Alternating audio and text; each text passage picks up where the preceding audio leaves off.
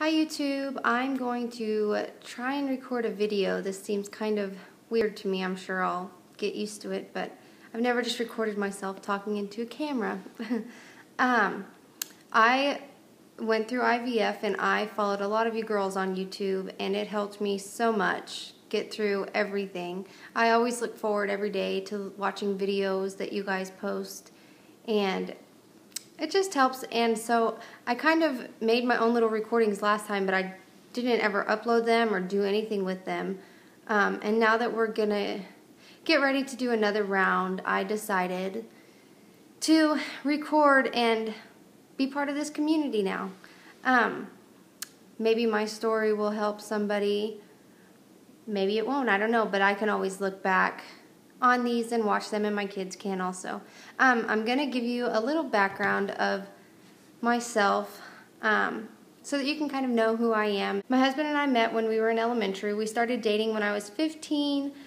We got engaged when I was about 16 and a half. It's very young. I am well aware of that.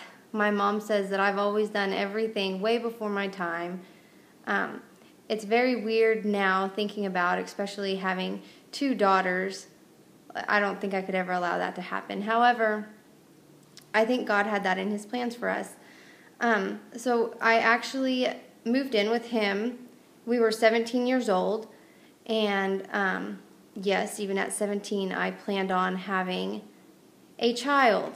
I was ready for it. I was still in school. I finished up school early so that I could be a wife and be a mom. I graduated on time, but I finished my schooling early. But I still did get to graduate with my class. My husband and I got married as soon as I turned 18 also. We were both 18.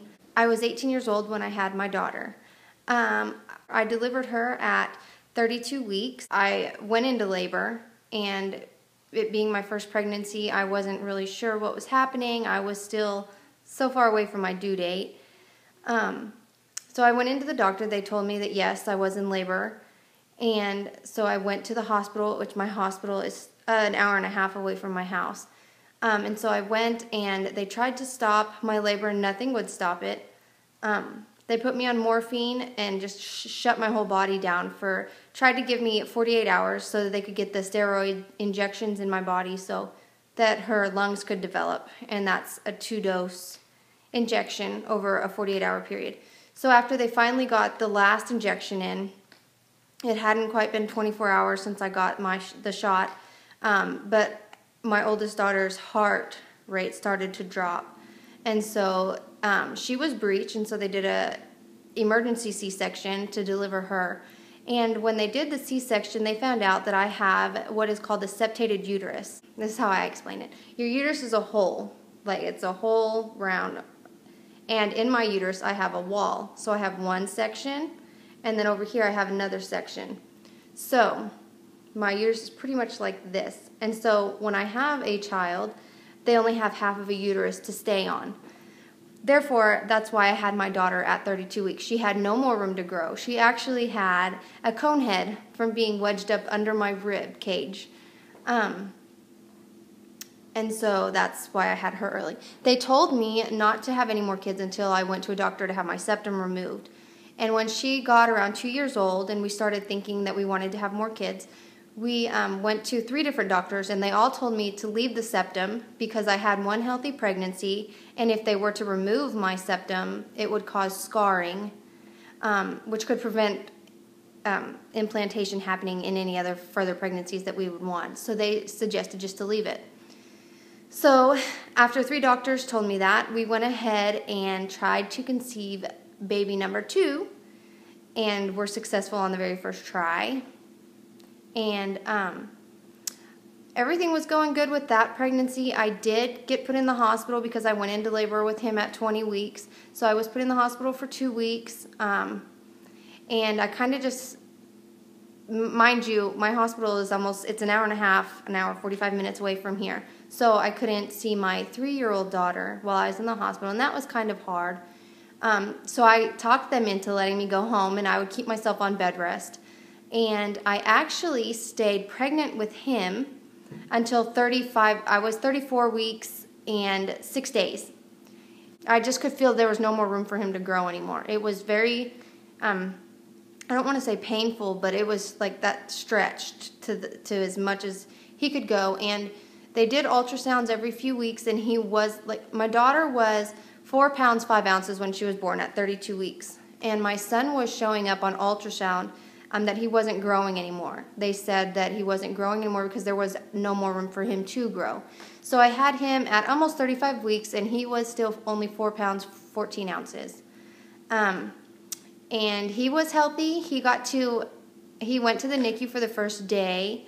It was another C-section, and he got to come to my room on his second day of life.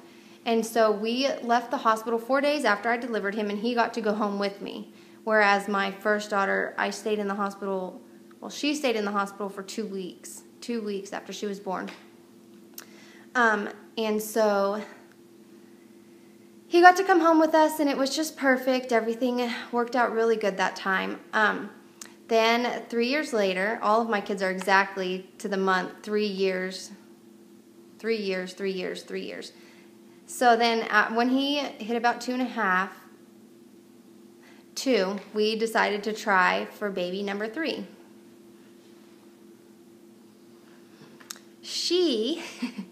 I did not get pregnant with the first month. It took me 2 months to get pregnant with her, which in this community is nothing really. I was very blessed to get pregnant with all of my kids so easily, and I really feel like I just took that for granted.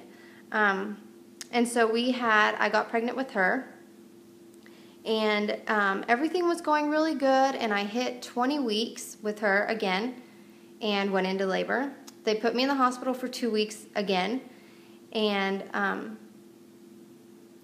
I agreed to come home and stay on bed rest. Now I had 2 kids at home that were an hour and a half away from me, and I couldn't see or take them to school. So they let me go home. And I stayed on pretty strict bed rest. And when I hit 29 weeks, I woke up and I walked to the kitchen and my water broke. And so I called my husband. He came home from work, and we drove to the city. And as soon as I got there, I wasn't contracting. I wasn't in labor. My water had just broke. And so they checked me, and I was at 3 centimeters still, which is where I was when I went into labor the first time. And so I hadn't lost that much fluid. So they moved me up to a different floor in hopes of it kind of sealing itself off and the amniotic fluid just replenishing and just keeping a very close eye on me. They gave me the steroid shots just for precautions. And then my husband and my mom left. They were going to go get something to eat. And about 25 minutes after they left, which is after they got me up into a different room that I would be staying in and I was settled, I went into full-blown labor. They were gone for maybe 45 minutes, and by the time they got back, my doctor was rushing me back for an emergency C-section. I went from 3 centimeters to 10 centimeters in 30 minutes, and they said that the reason that I went into labor was because they checked me and it stimulated my cervix. So I've never had a problem with dilating. So Olivia was breech also, and so her feet were actually out, and so they had to. There was a nurse on my bed with me while they were wheeling me in for C-section, holding her in because her umbilical cord was also right there. We went in, and they took her out, and a normal C-section is like 45 minutes. I was in there for 2 hours and 45 minutes. They had to pull her. They had to pull her from inside me because she was stuck in my cervix, and they had to pull her out. And I guess when things go through the cervix naturally that way. When they have to pull it back out, it just doesn't work. And so they nicked quite a few of my organs pulling her out, and so I got ripped quite a bit. I lost a lot of blood. They had to bring blood. I had a spinal with all 3 of them. After about an hour and a half, I could start to feel them doing things to me again. So then they ended up giving me medicine, and it just knocked me out. They just put me to sleep. And so I was only 30 weeks when I had her. Now, I had a pretty rough pregnancy with her. I was in the hospital quite a bit. From the first time I went into labor and then until now, I contracted the whole time, which it was never contractions that did anything. I stayed 3 centimeters from 20 weeks, well, it was 18 weeks, until I was 29 weeks when I had her. But when I went into the hospital, they said, you have such a long drive, you're really putting yourself at risk. We think it's just time for you to tie your tubes. My husband and I, since we were dating, always wanted to be a family. We've always wanted 4 kids. Always, ever since, yes, we were 16 years old. We've always wanted 4 kids. And so at the time, in the moment, my body was going through so much, and they were getting ready to wheel me out to do my C-section, and they handed me the papers, and I signed the papers for them to tie my tubes. I was thinking, okay, I won't have to go through this anymore. I won't have to be on birth control anymore, because I hated being on birth control. And this will just be it. We'll have 3 kids. We're very blessed with our 3 kids. And so I signed the papers, and so when they were doing my C-section, they did tie my tubes. Olivia my youngest, she was in the hospital for 2 weeks. She got better. She was good and healthy. She was 4 pounds even when she was born. When I brought her home from the hospital, she was 3 pounds, 14 ounces. But she was very strong, very healthy. When she hit 2 years old, it was just natural for me to want to start to try to have another baby. I knew that we couldn't, because I tied my tubes, and my husband and I, that's all we kept thinking about. And when you want a baby and you feel like you're not complete, it's just really hard to explain. That's all you can think about. That's all you obsess over. So I called my insurance to see if they would cover a tubal reversal. They would not. I called them to see if they would cover any infertility, anything. Of course, they do not. So I called a RE, and I made an appointment to get in to see what we could do, if there was anything that we could do. And so I went in, and he told me first thing he would do is to get rid of my septum so I could carry a baby to term. And he said that the way that they do it now, as opposed to 8 years ago when I would have spoken to someone else, it was they wouldn't have to cut me open to remove my septum. And so we went ahead 2 months later and got my septum removed. It was done vaginally, and so there was no incisions, nothing made. My septum went from the top of my uterus all the way down to the cervix. It was completely a solid wall. When they were done, I now have, I think it is 0.5 centimeters left, just at the very tip, which is, it's nothing. And so he recommended to do IVF when my body was healed from that. And I had that surgery in September, and we were going to start IVF in February. I asked him about doing a tubal reversal, and he told me, since I had already had 3 C-sections, it would not be best to do because they would have to cut me open to do a tubal reversal, and it's not always a guarantee either. We saved up enough money, and we did our IVF, and I got 17 eggs, and of those 17 eggs, there was 15 mature, and they all fertilized. No, 15 mature, 10 fertilized. So we decided to go with the 5-day transfer, and on the 5th day, we had 4 embryos, grade A, that were left. We decided to transfer 2 embryos in. That's just our decision that we made, and so we had 2 frozen left. And so we did our transfer and found out 6 days past transfer that I was pregnant. And we were over the moon excited. I started bleeding when I was 15 days past transfer, I believe. And it was blood, like horrible, horrible, horrible. So I got into the doctor, and I have what's called a subchorionic hematoma. So I bled a total of 9 times from the time I found out I was pregnant until when I hit 12 weeks, I quit bleeding finally. And it was pretty scary stuff. Like I would just start bleeding and it would soak through everything that I was wearing. And it was just like clots and clots and clots. And they told me that the baby's fine. I had an ultrasound done every time it happened. And the baby was fine. It was just a hematoma. And so there was nothing they could do about it besides just keep monitoring me and make sure everything was okay. Everything was going fine. Everything was great. The kids had gotten out of school that weekend. It was also Memorial Day weekend. My mom lives about 2 hours away from here, so she was asking if the kids could stay the weekend with her. It was mine and Henry's 10-year anniversary, and so I said, okay, they can spend the weekend with you. And so I took them to my mom's on a Friday. I was 17 weeks pregnant, and I took them to my mom's house, and I kind of came home, and I had nothing to do, and I'm not ever left without my kids, ever. Like, there's always at least one with me. But my mom said, you just relax, and you and Henry have a good weekend. And so I came home, and I kind of started, which when you're pregnant, you have more of a discharge than you regularly do anyways. So I came home, and I kind of felt really wet, and I was like, I wonder what's going on.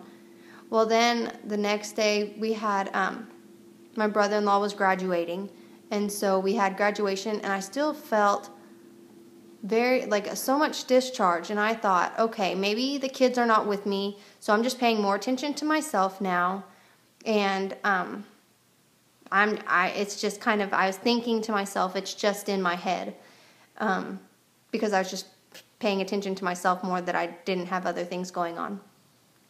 So we talked my mom into giving the kids back to us on Sunday rather than Monday, which was Memorial Day. And so we came home, and we woke up Monday morning, and it was like I stood up out of bed, and it was just like my water broke, like I had peed myself. And so I started to freak out, kind of. And so when I told Henry that I thought maybe my water had broke, or something just wasn't right, like I just knew something wasn't right, I kind of just laid down, went to the bathroom, and it stopped. I laid down, and I wasn't having any more discharge or anything, and it just stopped. And I took a shower, and it started again. Huge amounts of discharge again, like so wet. And then I went to the bathroom, and I was now bleeding. So I knew something was going on. My cervix was changing. Something was happening.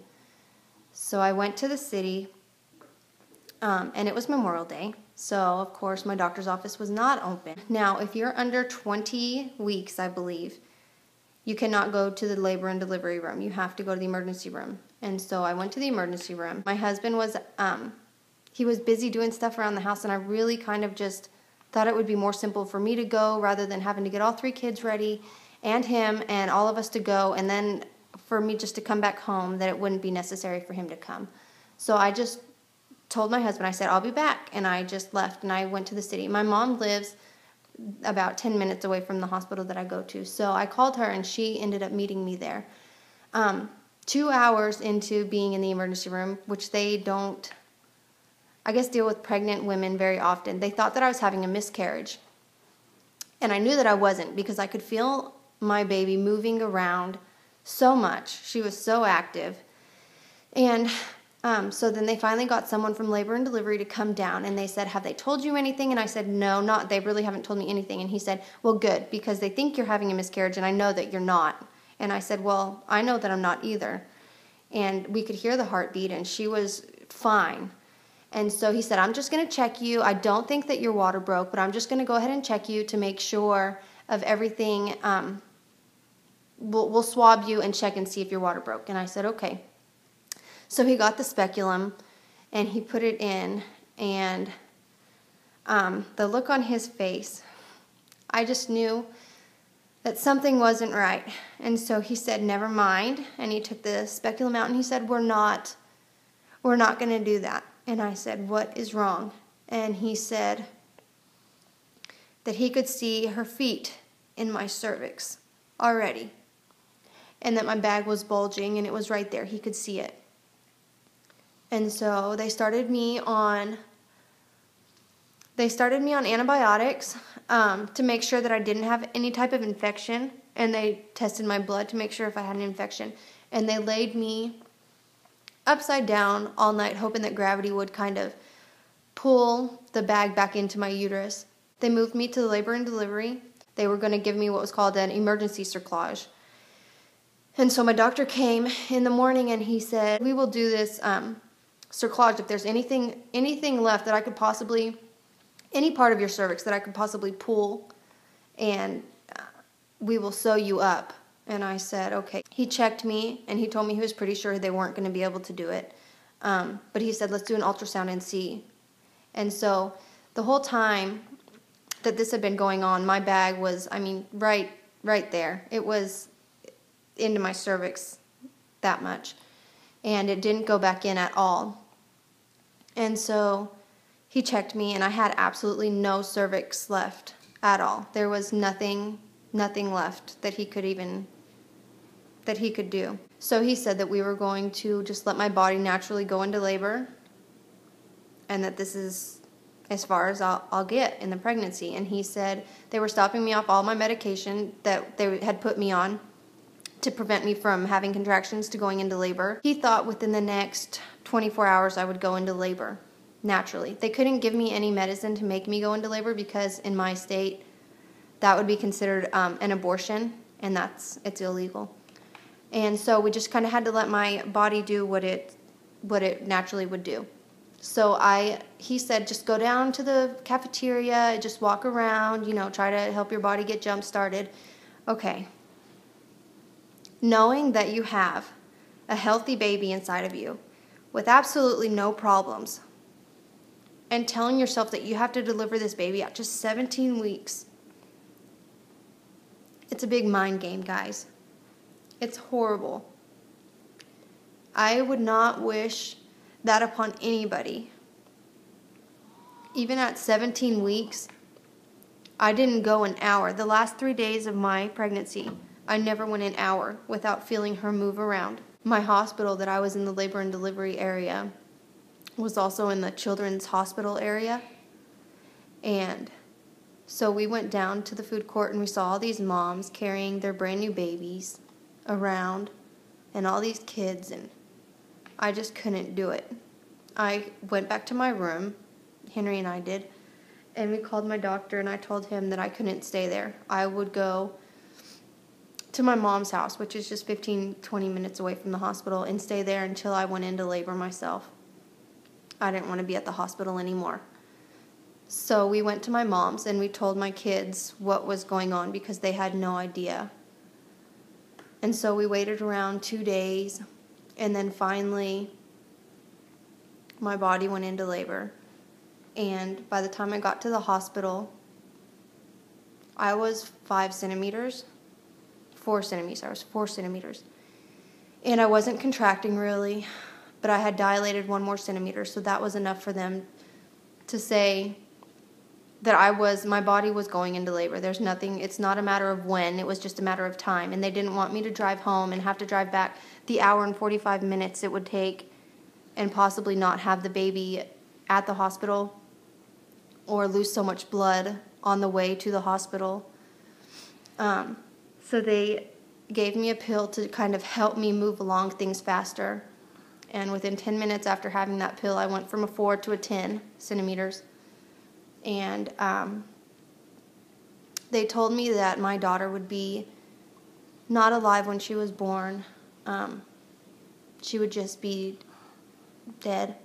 And so I delivered her, and she lived for 5 hours. And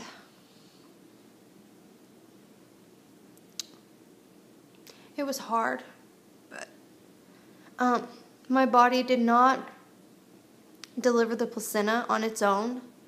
I guess at that early on, your body just kind of holds on to it, and so they had to, after losing 2 liters of blood, take me in, and they gave me a spinal real fast because until then I hadn't had any pain medicine, and they had to manually take out my placenta. And when I came back, my husband was still sitting in the chair holding her. and she was still alive. And then I had to have a blood transfusion. I was very out of it. They gave me a bag of blood, and after I started to come back and realize everything that was going on, when I was finally stable and everything was okay, her heartbeat went away. And so my husband always says that she stayed alive to make sure that I was okay. And then when she realized I was okay, then she went to heaven. So that's what happened with that.